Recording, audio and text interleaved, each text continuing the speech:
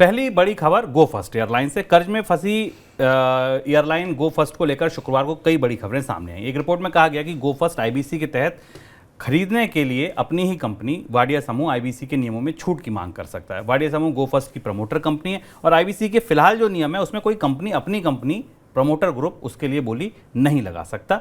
गो first ने दिवालिया के लिए आवेदन किया है एनसीएलटी में। 2 दिन पहले आवेदन हुआ था, उसके बाद ये तमाम खबरें आ रही हैं।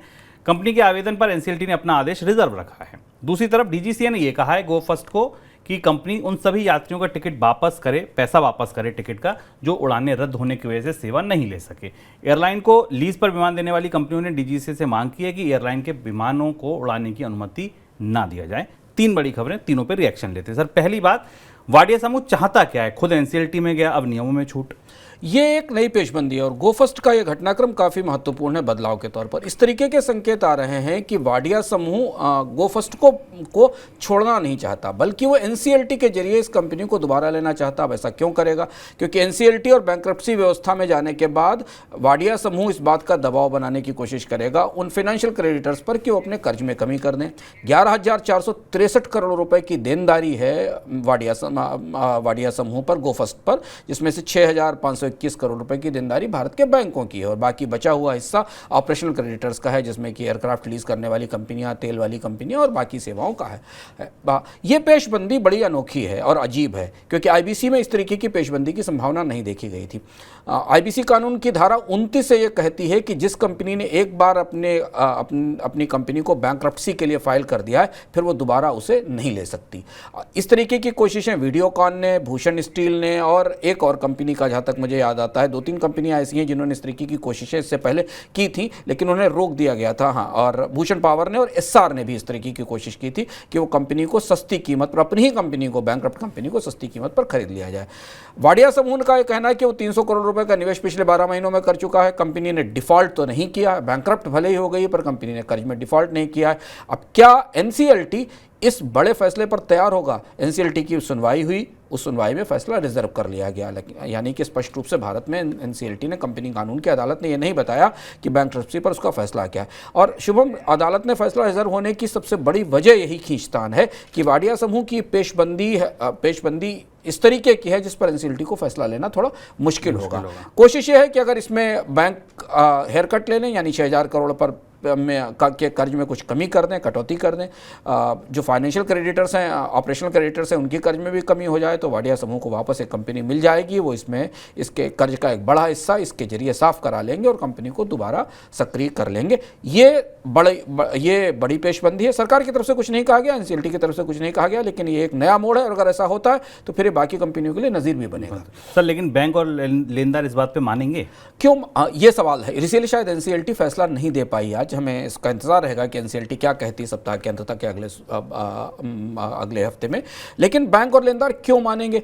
जिस प्रमोटर ने कंपनी को बैंकरप्ट कर दिया चलाते चलाते, जिस कंपनी ने चलाते चलाते उसे दिवालिया बना दिया और दिवालियापन की अदालत में ले जाकर भेज दिया, वही कंपनी दोबारा उसे टेक ओवर कैसे करेगी? कैसे बैंकर्स इस बात पर ट्रस्ट करेंगे?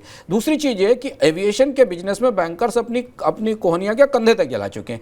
जेट एयरवेज के लोन का अभी रिस्ट्रक्चरिंग और हेयरकट फाइनल नहीं हो पाया, बड़ा नुकसान हुआ बैंकों को।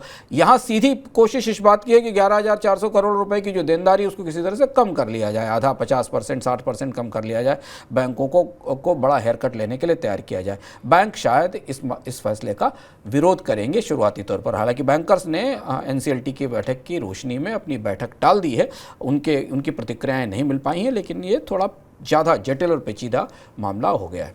सर, ये एयरक्राफ्ट देने वाली कंपनियों ने जो अर्जी डाली है, इसका क्या? ये नई चुनौती है। यहाँ से गो फर्स्ट के सर्वाइवल का सवाल खड़ा होता है। गो फर्स्ट को जो एयरक्राफ्ट लीज पर देने वाली कंपनियां हैं, उन्होंने डीजीसीए से कहा है कि इन सारे एयरक्राफ्ट्स को गो फर्स्ट से अलग कर दिया जाए ताकि इनका वो पोजीशन ले सकें।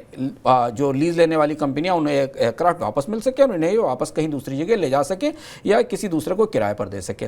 गो फर्स्ट को जो एयरक्राफ्ट लीज पर मिले थे, उन कंपनियों ने बैंक्रप्सी की नोटिस जाते ही तत्काल उसकी वसूली शुरू कर दी है। गो फर्स्ट गहरी दुविधा में, गहरी चुनौती में। अगर डीजीसीए गो फर्स्ट के एयरक्राफ्ट्स को वापस कर देता है और जो लीज देने वाली कंपनियों को वापस दे देता है, तो गो फर्स्ट की उड़ानों की संभावना लगभग खत्म हो जाएगी, क्योंकि एयरक्राफ्ट खत्म होने के बाद कंपनी के पास कोई फ्लाइंग इंफ्रास्ट्रक्चर नहीं बचेगा जिसके जरिए वो ले जा सके।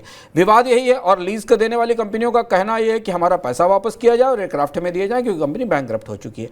और अगर एयरक्राफ्ट यहाँ से जो साइकिल शुरू होता है ना, वो साइकिल इस तरह से शुरू होता है कि अगर एयरक्राफ्ट वापस चले गए तो फिर जो पार्किंग लॉट हैं और जो चेक इन काउंटर्स मिले हैं डिफरेंट एयरपोर्ट्स के ऊपर, अलग अलग हवाई अड्डों पर गो फर्स्ट को, वो भी कैंसिल हो जाएंगे।